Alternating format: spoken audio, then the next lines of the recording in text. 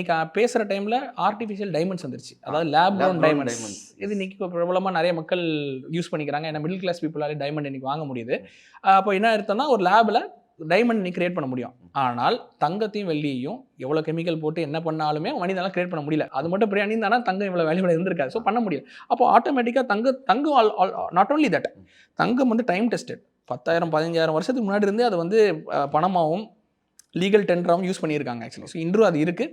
It's time tested. ரொம்ப full proof monetary சிஸ்டம்னா அது gold மட்டும்தான். ஸோ அந்த கோல்டு வந்து ஃபஸ்ட் கோல்டு ஸ்டாண்டர்ட்னு ஒன்று இருந்துச்சு. உங்ககிட்ட எவ்வளோ தங்கம் இருக்கோ அவ்வளோ தான் நீங்கள் ரூபா நோட்டு அச்சடிக்க முடியும். அது வரைக்கும் உலகம் வந்து அமைதி பூங்காவாக தான் இருந்துச்சு.